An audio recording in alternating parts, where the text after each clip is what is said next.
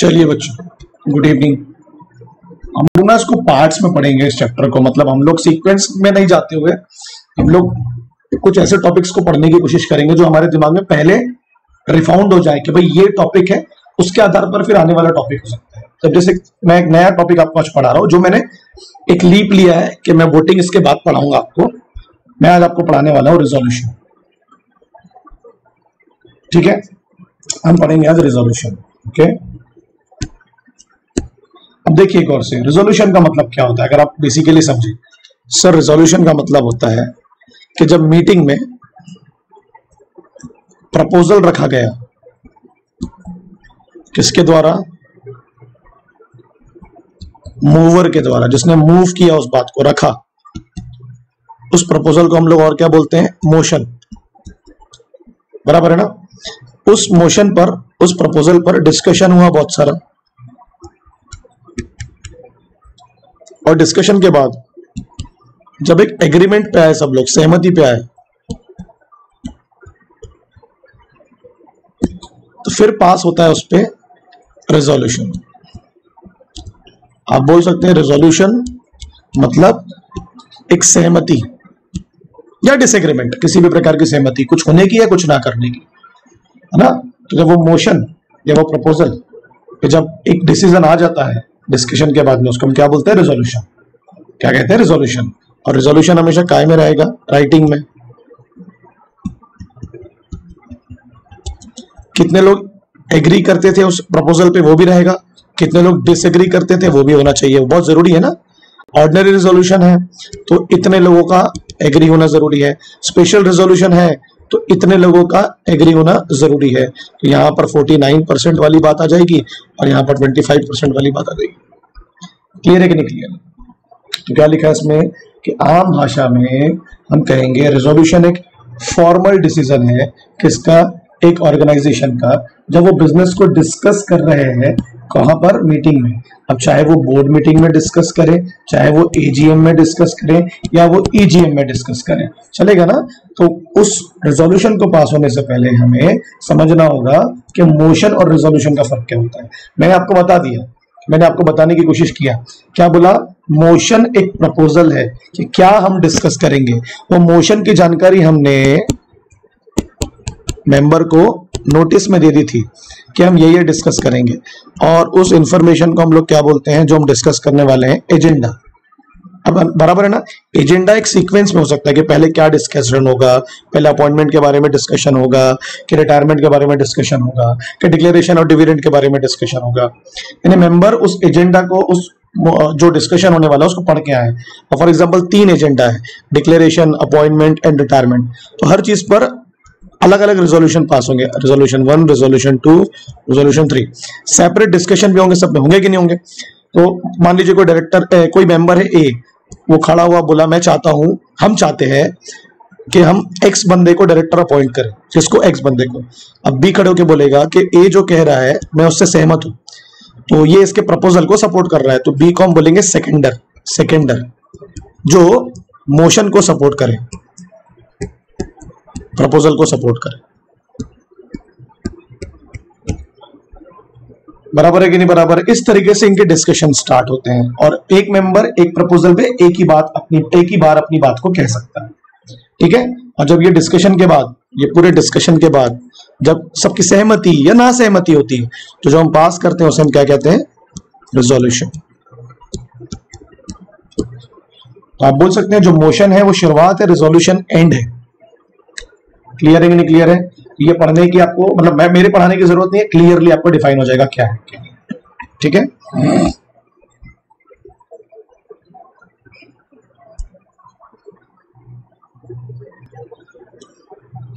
Clear है? क्या बोला मैंने आपको? अब जैसे 2 प्रकार की, जैसे इसमें एक वर्ड लिखा है कि जो मोशन होता है, प्रपोजल होता है, या तो जो हम डिस्कशन कर रहे थे उसको बंद करने के लिए भी लाया जा सकता है, और जो डिस्कशन कर रहे थे उसको एडजर्न करने के लिए भी लाया जा सकता है। मैं इसको एक एग्जांपल के थ्रू आपको समझाता हूं।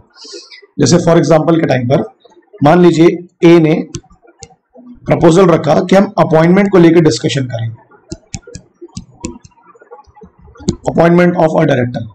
तो 3 लोगों पे डिस्कशन हो रहा था कि एक्स को अपॉइंट करें, कि वाई को अपॉइंट करें, कि जेड को अपॉइंट करें। सुनना पूरी बात, डिस्कशन हो रहा है मगर एक कंक्लूजन पे नहीं आ रहे हैं हम, एक कंक्लूजन पे नहीं आ रहे हैं। तो हमने तो क्या बोला इसको कि यार इस डिस्कशन को फिलहाल ना बंद करो, कंक्लूड करो, बाद में देखते हैं। या हम बोलेंगे हमें इसे और वक्त चाहिए, required more time and more knowledge, इतने कम टाइम पर नहीं हो पाएगा, एक और मीटिंग लगेगी। तो या तो हम क्या बोलेंगे कि इस मीटिंग को एक काम करते हैं, एडजर्न करते हैं, इसी चीज को आगे डिस्कस करेंगे। तो उसके लिए भी तो प्रपोजल होगा ना, लाइक जैसे ए ने ये बात को रखा तो ए थोड़ी ना बोलेगा ऐसा, है ना। अब जैसे ए को लगा कि मेरे प्रपोजल पर और टाइम की जरूरत है, तो वो एक और प्रपोजल रखेगा कि भैया मैं चाहता हूं कि हम इसको एडजर्न कर दें। या ए के अलावा कोई और मेंबर भी ये बात बोल सकता है, बराबर है, कि जो ऑलरेडी डिस्कशन चल रहा है उसको या तो कंक्लूड कर देते हैं या एडजर्न कर देते हैं। अब 2 प्रकार के रिजोल्यूशन होते हैं जिसमें हम लोग ऑलरेडी इसके बारे में मैं आपको जानकारी दे चुका हूं, बट आपको सेक्शन से याद रखना है। Section 114 that is ordinary resolutions. अगर इसको सादी भाषा में कहें तो ये ऑर्डिनरी मैटर से कंपनी है। ऑर्डिनरी मैटर्स का मतलब क्या होता है सर? जो नॉर्मली हर साल हर कंपनियों में डिसीजंस लिए जाते हैं। क्या लिखा है इसमें देखो, एक रेजोल्यूशन ऑर्डिनरी कब होगा?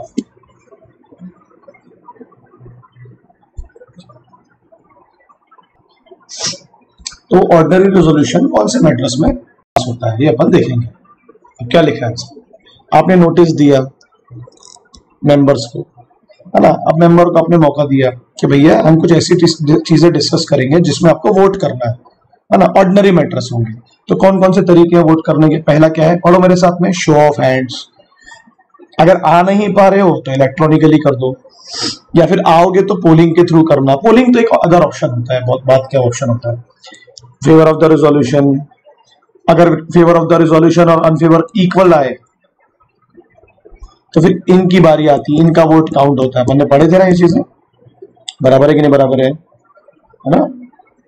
आप खुद भी वोट कर सकते हैं, आप इनको भी अपॉइंट कर सकते हैं, इन पर्सन और खुद को भी, but they are not allowed to speak, not to speak at meeting. आपको याद होगा ना, वोटिंग में नहीं बोल सकते, ठीक है। पोस्टल बैलेट के थ्रू, अब नाम से ही क्लियर हो रहा है क्या हो रहा है, आपके पोस्टल एड्रेस पर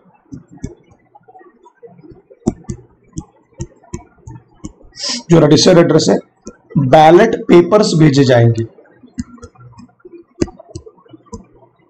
जैसे इलेक्शन में होता है ना, हम लोग पेपर पे लिखते हैं और उसको भी सबमिट कर देते हैं, आपको वो कंपनी को वापस भेज देना है, सिंपल बात, बराबर है।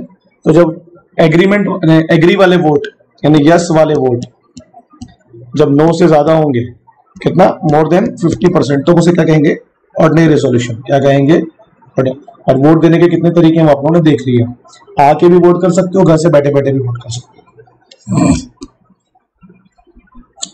ये हुआ ऑर्डिनरी रेजोल्यूशन। इसके मैटर्स क्या है वो पढ़ने वाले हैं, वो नीचे हम लोग देखेंगे डेफिनेटली कौन कौन से इश्यूज है। यहाँ पर मैं आपको छोटा सा उदाहरण तो दे दूं, मगर कौन कौन से जगहों पर ऑर्डिनरी रेजोल्यूशन पास किया जाता है। तो जैसे for example appointment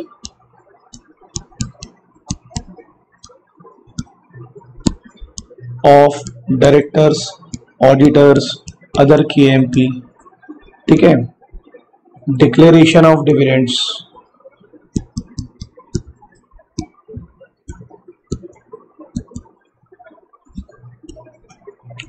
approval of financial statements and balance sheets and annual returns। आप समझ रहे मैं क्या बोल रहा हूँ, है ना। ये कुछ ऑर्डिनरी मैटर्स है जो कंपनियों में नॉर्मली, एग्जांपल दिया आपको, जो डिस्कस किए जाते हैं कंपनी। रेम्यूनरेशंस of managers.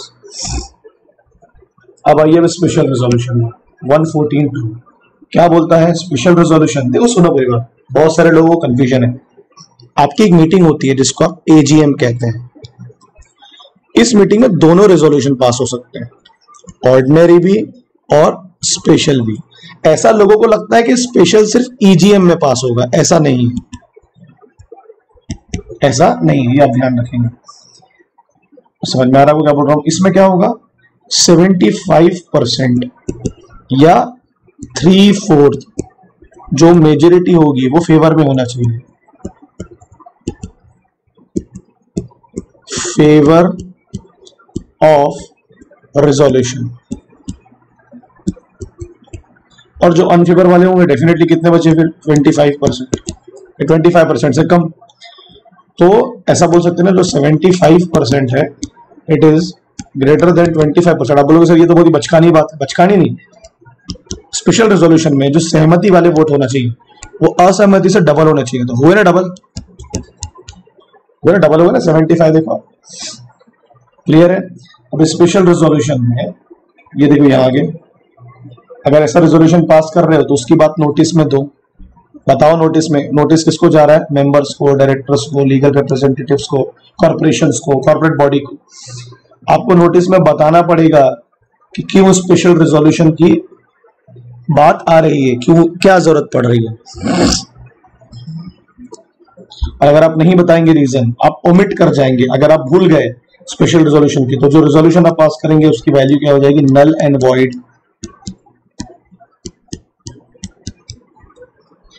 वही 21 डेज पहले आपको देना पड़ेगा। और ये बहुत इंपॉर्टेंट लाइन है, इस पे क्वेश्चन भी आता है। एक्सप्लेनेटरी स्टेटमेंट देना पड़ेगा, आपको अटैच करना पड़ेगा फॉर कंडक्टिंग स्पेशल बिजनेस, क्योंकि आप कुछ ऐसी चीजें डिस्कस करने वाले हैं जिसके लिए एक्सप्लेनेशन डिमांड है मेंबर को। मेंबर पूछेगा क्यों, क्या जरूरत आन पड़ी। जैसे आप डायरेक्टर को समय से पहले रिमूव कर रहे हैं, ऑडिटर को समय से पहले रिमूव कर रहे हैं, मेमोरेंडम में चेंज आ रहा है या आर्टिकल में चेंज आ रहा है, आप समझ रहे हो ना। ऐसी बहुत सारी, या ऐसे कोई बिजनेसेस हैं जहां पर आपके केएमपी डायरेक्टर का, प्रमोटर का, कोई उनके रिलेटिव का 2% का कम से कम इन्वेस्टमेंट है ना, उसमें इन्वॉल्वमेंट है, ऐसे कोई डिस्कशन है। तो ये सब चीजें जब होंगी है ना, तो डेफिनेटली स्पेशल रेजोल्यूशन की बात तो आएगी आएगी। क्या लिखा है देखो उसमें, in the AGM of Black Mango Limited, that is public company, the notice contain the agenda for 8 special बातें डिस्कस होने वाली थी उसमें। कितनी? 8। Chairman decided to move all the resolution, chairman ने डिसाइड किया कि एक ही टाइम पर सब डिस्कशन कर लेंगे। क्या बचाने के लिए? टाइम। मतलब एक ही रेजोल्यूशन पास होगा 8 बातों पर, बोल सकते हैं आप, है ना। तो वो बोल रहा है बताइए वेदर 2 और मोर रेजोल्यूशन कैन बी मूव, क्या एक से ज्यादा रेजोल्यूशन एक साथ डिस्कस किए जा सकते हैं? अब वो बोल रहा है, अब सुनो पूरी बात, आगे क्या लिखता है, for the sake of avoiding confusion,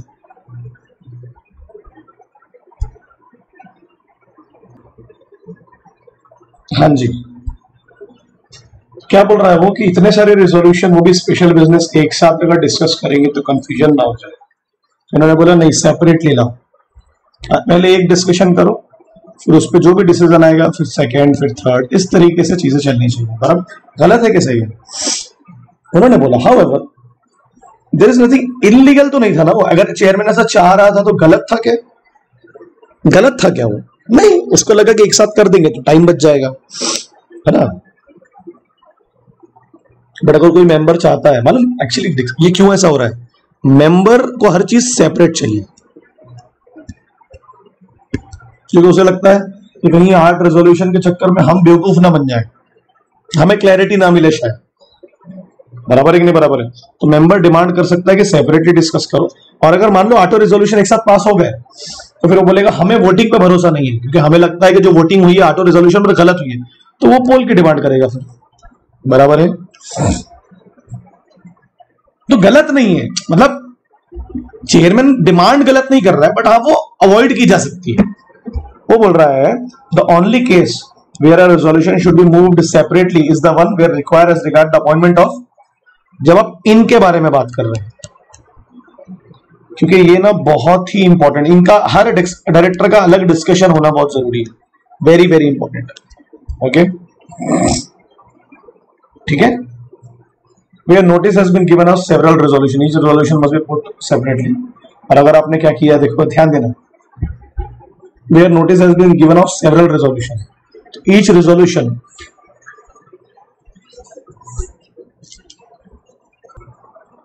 ठीक है, छोटे छोटे से जो पॉइंट्स होते हैं ना, given of several resolution, each resolution must be put separately, however at the meeting unanimously adopt all the resolution।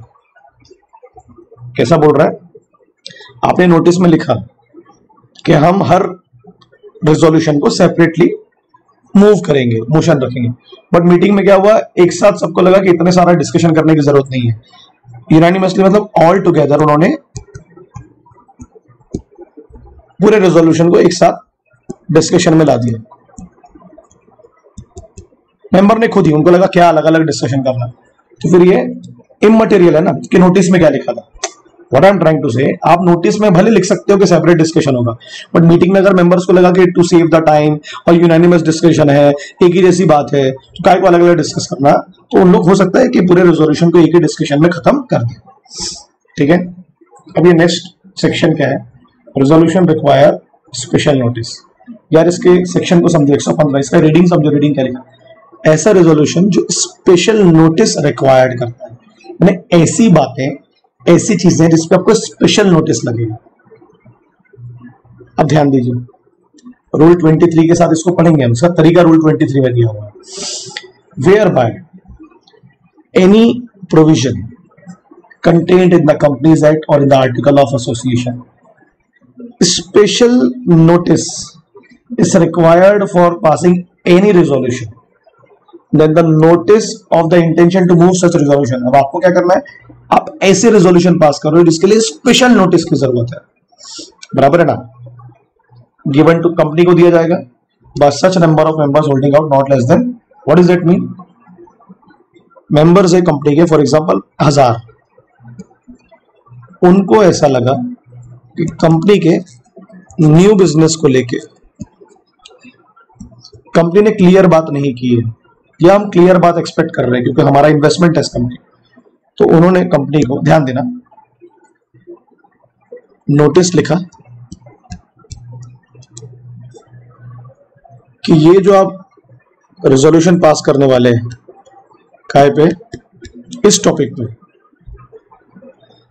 इसके लिए आप स्पेशल नोटिस दीजिए मेंबर्स को।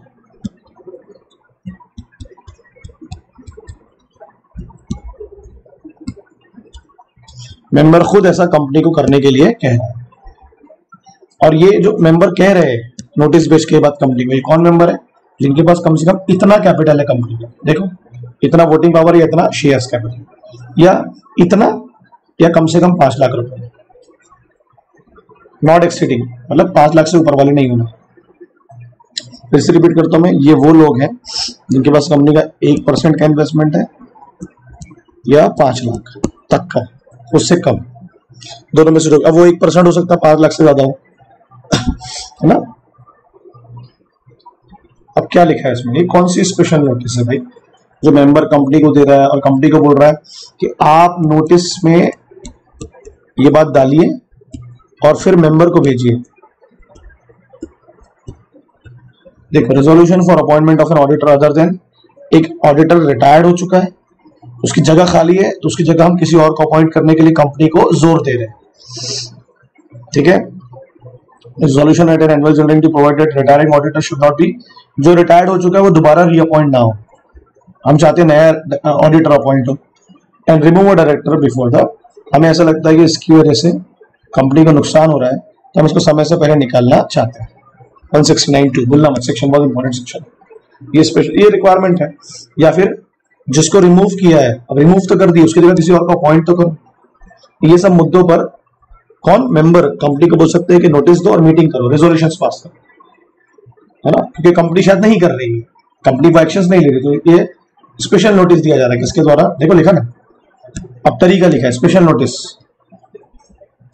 किसको दे रहे हैं, नंबर 1 कंपनी को, किसकी साइन है उस पर, इंडिविजुअली या कलेक्टिवली वो मेंबर्स जिनके पास कंपनी का कम से कम 1% का टोटल वोटिंग पावर या होल्डिंग शेयर, या एग्रीगेट में कितना का पैसा लगाया उन्होंने, ज्यादा से ज्यादा 5 लाख रुपए, इन लोग कंपनी को स्पेशल नोटिस देंगे, प्लीज आप इस पे क्या बोल रहा है, रेजोल्यूशन पास करिए, है ना, रेजोल्यूशन रिक्वायर स्पेशल, और कौन से रेजोल्यूशन पास करिए, स्पेशल रेजोल्यूशन पास करिए।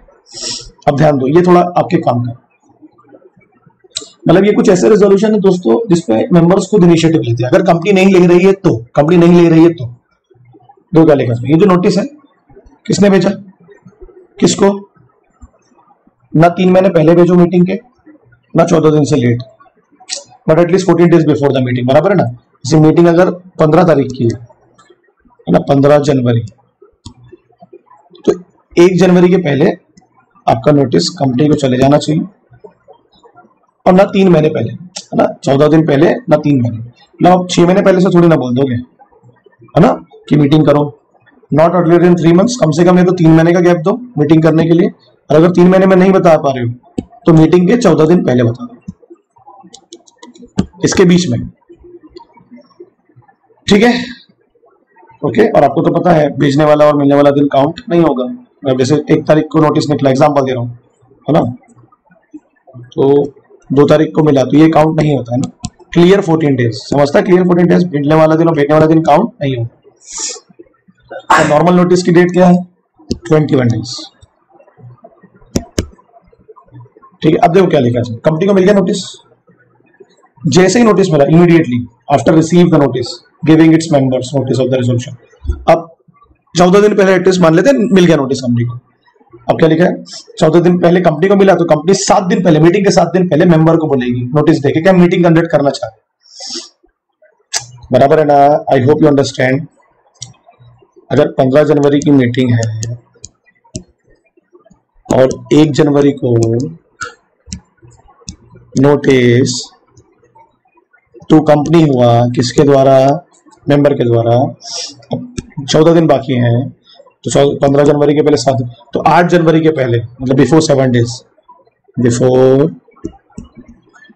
8th of Jan, कंपनी दोबारा से मेंबर को नोटिस देगी कि भाई हम ऐसी ऐसी मीटिंग कर रहे हैं और उसमें क्या पास करेंगे, ऐसा ऐसा रेजोल्यूशन। कौन सा रेजोल्यूशन, ये जो ऊपर हमने 4 बातें दी, समझा, नोटिस मिलने के तुरंत बाद और 7 दिन पहले। तो शॉर्टर नोटिस पे हो रहा है ना, कम टाइम के नोटिस पे मीटिंग हो रही है, इसलिए स्पेशल नोटिस की कैटेगरी में आता है। अब क्या लिखा इसमें, अगर नोटिस देना पॉसिबल नहीं है, आपको तो पता है 50 बार यहाँ छाप दो लोकल लैंग्वेज न्यूज़पेपर पे या इंग्लिश में, सर्कुलेट कर दो जहां जहां कंपनी का हेड ऑफिस है, कंपनी का रजिस्टर्ड ऑफिस है ना, ये वेबसाइट पे डाल दो, मेंबर पढ़ लेगा, है ना। और 7 डेज बिफोर एटलीस्ट, तो शॉर्टर नोटिस की मिनिमम डेज वैसे तो कितनी होती है, बट इतने दिन पहले तो कंपनी को ही मिला ना, तो कंपनी कितने दिन पहले, 7 डेज बिफोर कंपनी करती है। तो मुझे बताओ, ये रेजोल्यूशन पास करने के लिए पहले एक नोटिस मेंबर ने कंपनी को दिया, फिर कंपनी ने मेंबर को वापस बोला कि चलो ठीक है, आप जो बोल रहे हो उसके लिए मीटिंग कंडक्ट कर ले। क्लियर है, ठीक है। या हो सकता है कंपनी मीटिंग नहीं कर रही होगी, इसलिए मेंबर्स को कंपनी को बोलना पड़ा कि please for these resolutions you have to provide notice to the members and conduct a meeting, क्योंकि जगह खाली पड़ी हुई है, ऑडिटर रिटायर्ड हो चुका है, रिटायर्ड वाला दोबारा नहीं होना, इस तरीके की चीजें। डायरेक्टर को हटाओ, उसकी जगह किसी और को लाओ। नेक्स्ट क्या है, the resolution passed at adjourn meeting. What is adjourn meeting, जो उस दिन नहीं हो पाई तो अगले हफ्ते उसी टाइम पर उसी दिन पर हो रही है। अब देखो क्या है, अब आज नहीं हुई अगर मीटिंग फॉर एग्जांपल 1 तारीख को, तो अगले हफ्ते वो 8 तारीख को हो रही है, उसी दिन, जैसे मंडे को ही हो रही है, तो उसी टाइम उसी डे पर होगी ना। अगर किसी और टाइम डे पे करना है तो उसके लिए आप परमिशन ले सकते हैं। तो एडजर्न मीटिंग में जो रेजोल्यूशन पास होगी, बेसिकली एजीएम की बात कर रहे हैं हम लोग, ठीक है। अब क्या लिखा है गौर से सुनो, तो जो रेजोल्यूशन 8 को पास हुआ ना, उस रेजोल्यूशन को ऐसे ट्रीट करो कि वो 1 को ही पास हुआ। Don't say it is an adjourn resolution, it say it is a original resolution passed at the original meeting. हुआ नहीं है 1 को, बट ट्रीट ऐसे करना है। देखो लिखा है,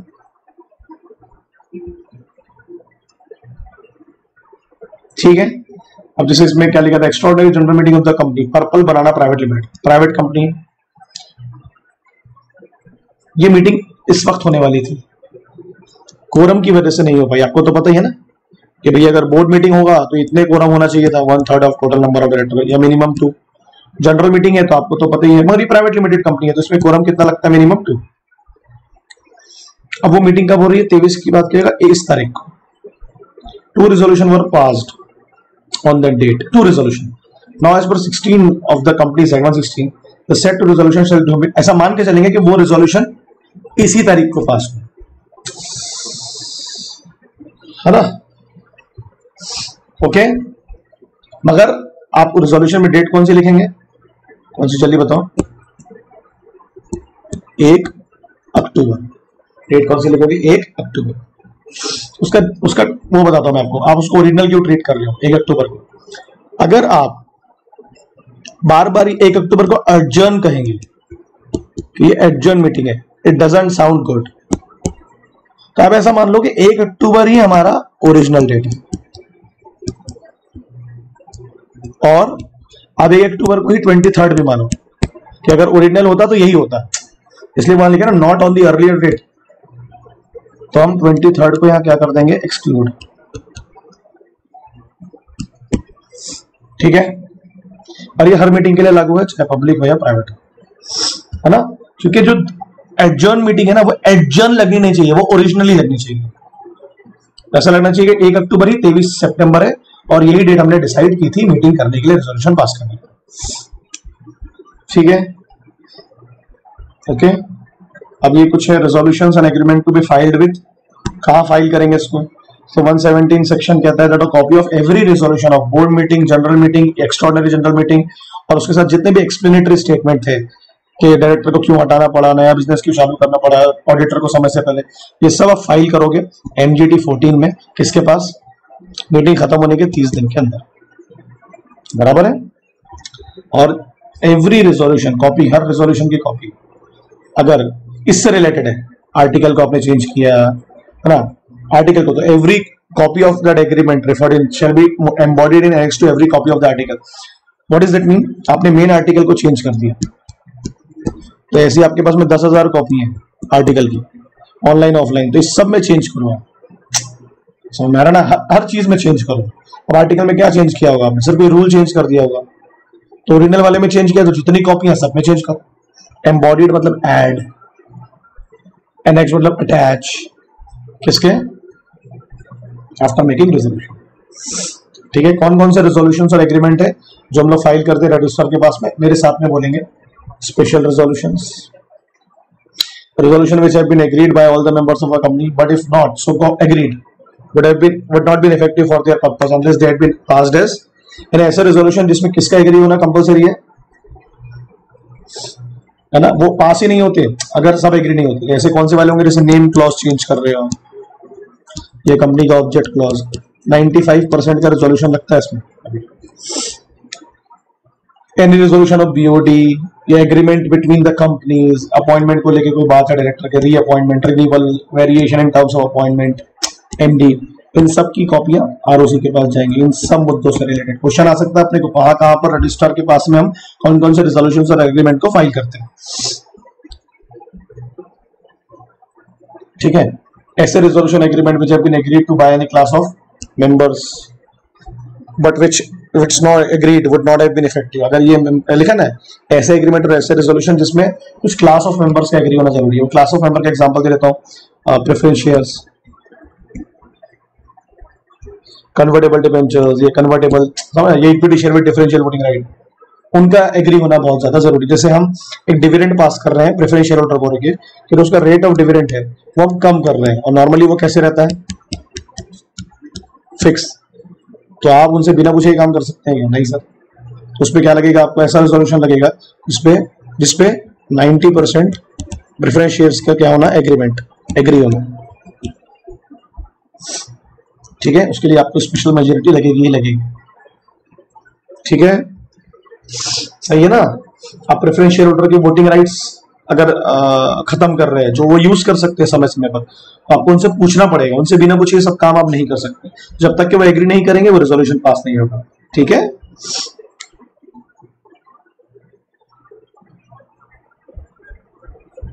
resolution require company to be bind of, इसके लिए भी मेंबर की जरूरत पड़ेगी आपको।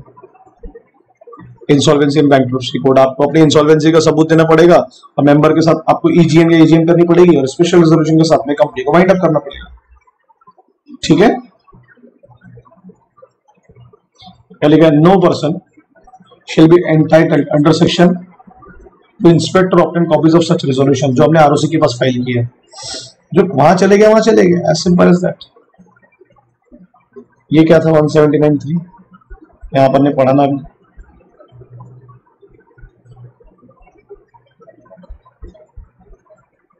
169(5) पढ़ा, 169(2) पढ़ा है, 179(3) पढ़ेंगे।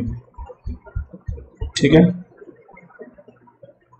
अब क्या लिखा है, जो यहाँ लिखा है बोला nothing content in this section shall apply to a banking company, यानी ये जितनी भी कानून और कांड मैंने आपको ऊपर बताया ये इन कंपनियों पे एप्लीकेबल नहीं है ना।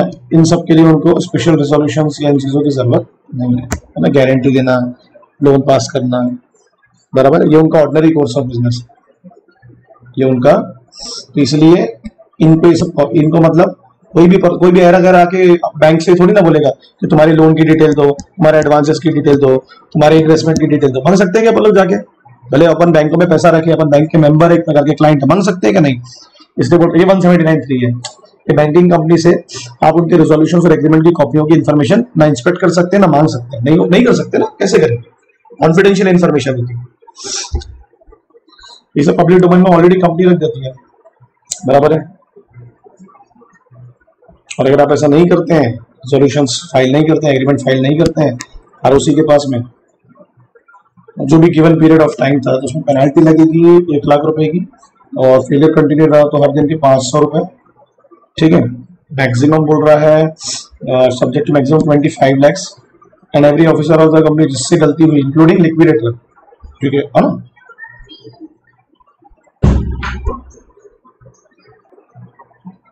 ठीक है, कंप्लीट हो गया टॉपिक, है ना।